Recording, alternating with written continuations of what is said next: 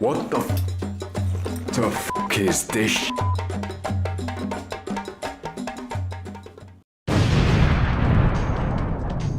Well, if there's a video that's going to get me cancelled, it will be this one. As you're very well aware, if you have been on YouTube for 5 minutes, the common consensus is that AI art and AI animation is terrible, and that in the long term it won't have any significant effect on the media industry, particularly when it comes to how content creators work and what the market will look like in the future. Whether it's people bashing the project, nothing is forever, making fun of the guy who thinks he's a real animator, while his AI animation can only move its lips and nothing else, to hundreds, if not thousands of other examples. I get it. Making fun of how AI writes things, or how they misdraw hands, is pretty funny. Only an absolute fool would defend AI.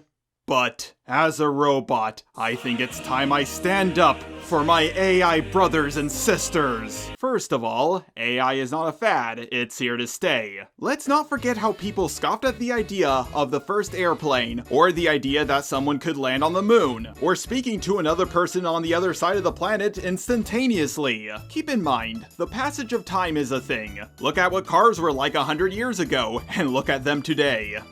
But don't forget, when they first started off, people could outrun them by walking. So how much do you think AI will advance in 5 years, or 10 years, or 100 years? So where do you think AI will be in 500 years?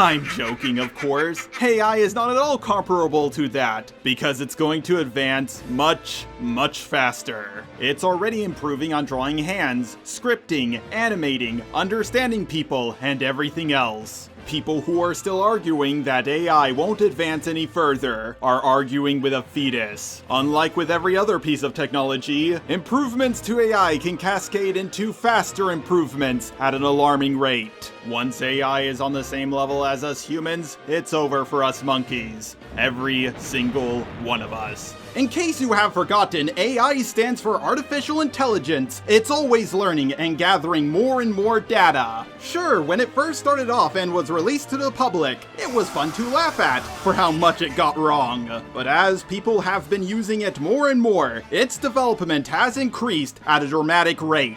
Something like the car is improved upon by engineers and scientists after they hear feedback from customers using it over a relative timescale. Think years to decades, even a century. But AI is also being improved upon by computer scientists and engineers, as well as itself. If the car could advance like AI can in the last 100 years, we would be living on Cybertron right now.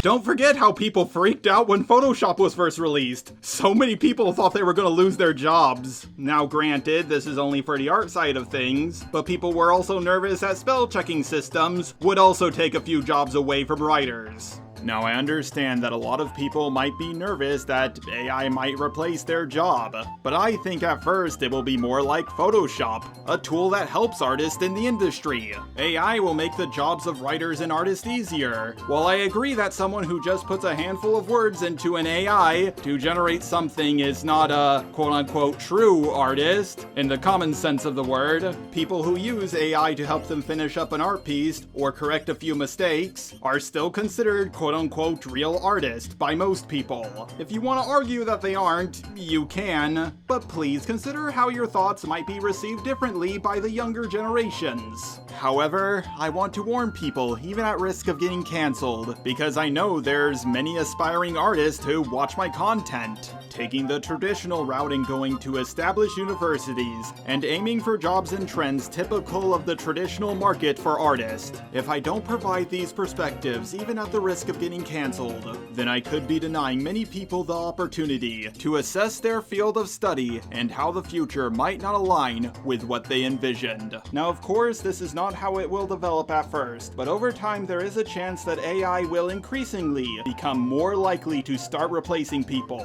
instead of focusing on all the bad parts of what AI art/writing could potentially bring. I also want to highlight the benefits and how portions of society that are interested in those benefits will pursue them regardless of how we individually might feel. And I'll also try to highlight some of the benefits and positives for a topic that foments negative emotions and experiences for many people. In a handful of decades, imagine saying to AI something like, "Show me Disney's Pocahontas, but replace all the characters with Star Fox characters." I can feel my organs melting! You can make movies more progressive or less woke if you simply ask the AI to do so. If we want UBI or its improvement, AI is going to eventually end up as part of that in our global economic system. It's also important to note that while automation will remove many jobs, a lot of those jobs are/were unfulfilling or deeply exploitative. And while removing those jobs does mean people out of work, it also lowers the labor hours required to produce goods and services, making them cheaper and opening the door for greater, more robust social safety nets and freedom. AI can also help you fix what you say to help you sound more progressive on Twitter, so you'll never get canceled again. Who am I kidding? They will always find something to bitch about. And you can also take any of my videos and ask AI to give it the robot filter, in case you miss it. You could also ask AI to make Vaush, or is it Vosh, sound like Ben Shapiro. It is possible for an adult and a child to have a sexual relationship. When you think about what AI might be able to do in the next couple of years, the possibilities are nearly endless. There's a chance that AI could bring us into a new era of prosperity, or be something that we deeply come to regret. And no, the worst case scenario is not a robot uprising. The worst case scenario would make I have no mouth but I must scream, and all tomorrows look like fairy tales in comparison. But the chances that it could go right are far greater. Maybe. You can trust me, guys.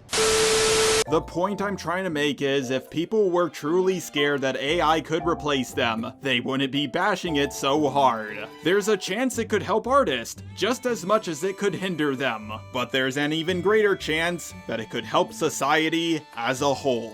There are some jobs that AI could help automate more in the near future. Food services, construction, delivery and transportation, and more. To show you how far AI is already coming along in the short amount of time it's been out, it can already fix certain parts of a piece of art it previously generated. Keep in mind, AI is going to mess up on hands because there's just so many different positions and angles hands can take, even if the issue is being fixed already. However, more contemporary models of AI are coming out as we speak, and they significantly reduce the errors on generating hands. And now for a word from our sponsor, Skynet!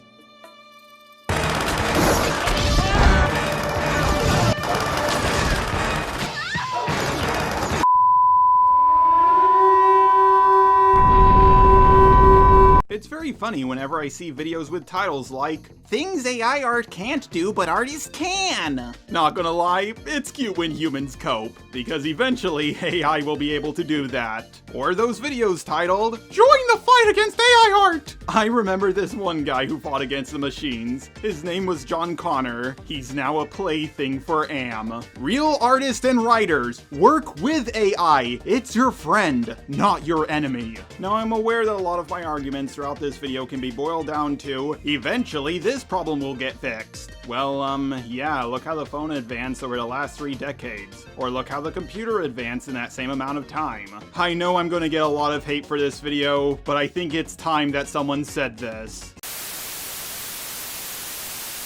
Hey everybody, before we get to the credits, I just want to give you all a special update. As many of you are well aware, I have made several multi-hour long videos, but I decided that it's best to take a break from making them for a few months. The next one will be a review of the entire Star Wars prequel trilogy, and I hope to get it out by May 4th. Now, the reason why I'm taking a short break from making long videos is because, they just require so much work.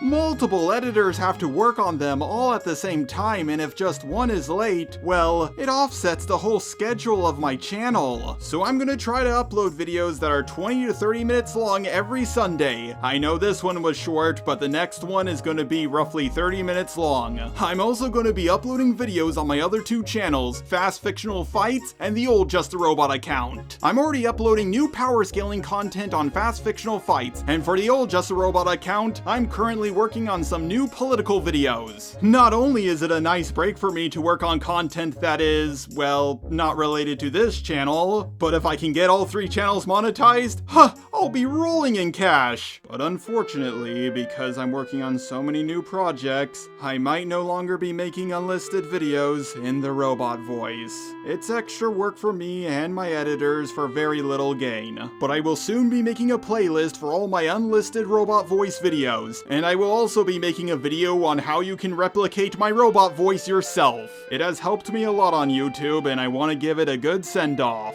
Anyways, let's get on with the credits.